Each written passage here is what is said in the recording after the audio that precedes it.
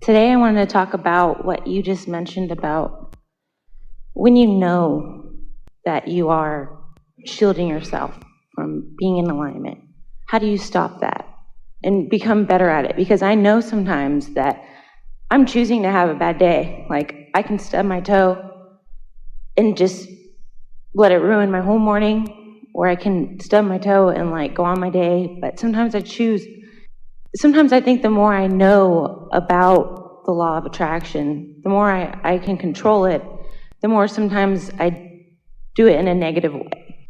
Well, that really is why we're talking about step 5. Right. Step 5 is no longer being mad at yourself when you're in step 1.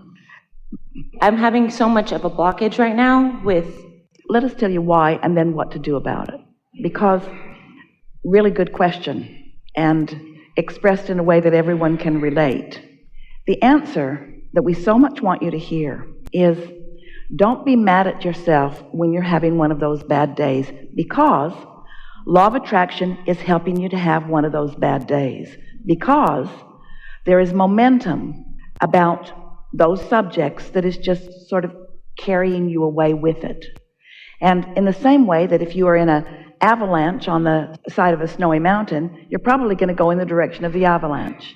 And so the answer, what to do about it, is to wait for another time when the momentum is not carrying you so strongly in a direction that you don't want to go. In other words, pretty soon the avalanche is going to stop and you're going to poke your head up out of the snow and it's going to be a bright sunny day and you're going to move on. In other words, there is going to be a time that's easier than in this time that you're describing, in which you are being so hard on yourself. So the words that we want you to hear and remember from this conversation as you're moving forward in the next days is, do your best to get out ahead of it when you're feeling good. Don't try to stop momentum when it is moving in a direction that doesn't feel good, because the momentum is not going to let you do that. But wait for a time when there's not that kind of momentum, and then practice a better feeling momentum. So each time you practice a better feeling momentum, what happens is you get this overall momentum of well-being going, so that then you can ride out those conditions that show up every now and again. That's why you gave us the perfect example. Sometimes when you stub your toe and you've got that negative momentum going, it feels like just the last straw that's just going to take you down. And why even try? Damn. My toe is hurting, my toe is hurting, my toe is hurting. But if you've got a different kind of momentum going, and you're not watching what you're doing sort of out of excitement and enthusiasm, and you trip up, even though it hurts, because the positive momentum is stronger, then you don't let it turn into a terrible day. So it's all about what the direction of your momentum was about before this situation happened. Now, in the stubbing of your toe, there's a lot of self-blame in that sort of thing. But instead of saying you've stubbed your toe, let's say that somebody up close to you is introducing themselves into your experience in a negative way. It's easier for you to hear it. Haven't you noticed that sometimes when that happens, you ride more easily with it, and sometimes when it happens, you let that be the reason that they've picked a fight with you? And so it's all about what's the momentum before it happened. When you go to sleep at night, momentum subsides. You have a much better opportunity when you first wake up in the morning to get your momentum going in the aligned way, in the receptive mode way. And it helps to have had some bad days, enough of them that it makes you decide, I'm going to do this. I'm going to take the respite that my slumber has given me. I'm going to accept that momentum has subsided dramatically. And when you wake up in the morning, think on purpose. Think purposefully about things that do feel better. Don't go back to the subject that was bothering you yesterday, or you just begin the negative momentum all over again. So it's sort of like this. Different subjects have different momentum. They're not all active in you at the same time. Anything that you're not thinking about right now is inactive. Now, we've not said this before, so enjoy this new understanding of this, and we are appreciating your question that brings us to this place. Anything that you are not thinking about is not active right now, and so your point of attraction doesn't include it, and you're not increasing the momentum of it right now. But everything that you've ever felt about anything still is right there where you left it. And so when you start thinking it again, you're going to pick up the momentum of it right where you last left it. Ooh, isn't that interesting to know? So stay off those hot button subjects, or do your best when you're feeling good to find another way, if you can, of thinking about it. So we have two things that we're encouraging you to do. One, wake up and try to change the subject. And two, realize that whatever it is that you're thinking about is gathering momentum, so be mindful of what you're adding momentum to. Just be mindful of what you're adding momentum to. You might even say, I don't want to talk about that. I don't want to talk about that. It's kind of a little tricky because every subject is two subjects. And so on one end of the stick is what you want, and on the other end of the stick is the absence of what you want. And sometimes you might think that you're thinking about what you want when actually you're activating it where you last left it, and so it's in a vibration where you don't want it. So we like to give this analogy. You may have heard us give this before, but it's going to settle in with you right now. Let's say there are 5 important subjects in your life that you think about from time to time. 5 really important subjects. And let's say that 4 of them are going really well. Really positive momentum on those. And 1 of them not going well. Really negative momentum on those. If you chew on the one that doesn't feel good, you hold yourself in the receptive mode of what you don't want relative to everything, because you're setting your vibrational frequency based upon what you're thinking about. So you could have 4 things going bad and 1 thing going good, and you could discipline yourself to focus on the one thing that's feeling good, and it would raise the vibration within you so that you could no longer rendezvous with the things that are not working for you on the other 4 subjects, and they would all have to improve. Isn't that nice to know? So are you following us when we talk about your point of attraction? You know how you establish what your point of attraction is? By what you broadcast. What you're broadcasting, what you're thinking about, what you're speaking, what you're talking about, that's what sets your point of attraction.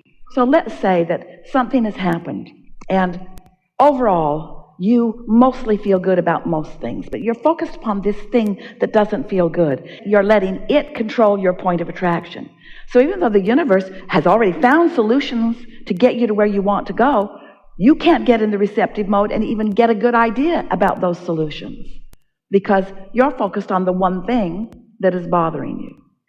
So now we've given you a basis and we've watched you take it in. So now where are you? What do you want to introduce into the conversation now? That I previously felt that I was attracting more, and maybe kind of, you said some people like the drama of it and they don't want to go a softer way sometimes. Before you say more about that, we want to soothe it within you before you compound it more in yourself. What that is about is when energy moves, it feels like power, whether it's moving towards something you want or towards something you don't want. And most humans like the feeling of productivity. So you like the idea of things in motion. That's why when we say freedom and growth and joy, you usually say, yes, growth, growth, growth. And we say freedom and growth and joy. And you say, yes, growth, growth, growth. Because it feels like you're making something happen. You're going to wrestle it to the ground and kill it. And so that's all that is. In an action-oriented world, which we're trying to guide you away from being so much action-oriented, in an action-oriented world, if there's a tug of war, you want to line up and pull against your opposition. But in a vibrational world, which is really what this world is about, that's not working out very well. I was mistaking thinking that I liked and was setting up the drama of it rather than not tuning into what you're saying and practicing the momentum of positive. But don't be hard on yourself because, sometimes in messing around in the drama of something, you're launching more rockets of desire. That's where your expansion is coming from. So that's why step 5 is such an important step. Don't be mad at yourself when you're being more dramatic than you need to be, or when you're amplifying something that you don't want, because you are launching more rockets.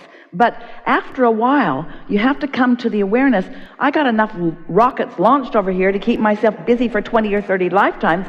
Maybe it's time for me to give up the battle and just start allowing the goodness that I've gathered to occur to me.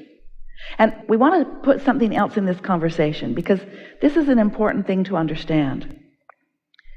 So you have the sense of this vortex, and we have helped you to feel the logic of it gathering and progressing and becoming more. And for a while, we wrote a book called Getting Into the Vortex, because we wanted you to realize that here is all this wonderful stuff, but you got to get in there where it is in order to experience it. Well, recently we're saying that in a slightly different way. We're saying your vortex exists with everything that you want. You've put the pieces of it in, and it has culminated into something that you can't even identify or see. You put the pieces in so incrementally, you have no idea the magnificent life you have built for yourself.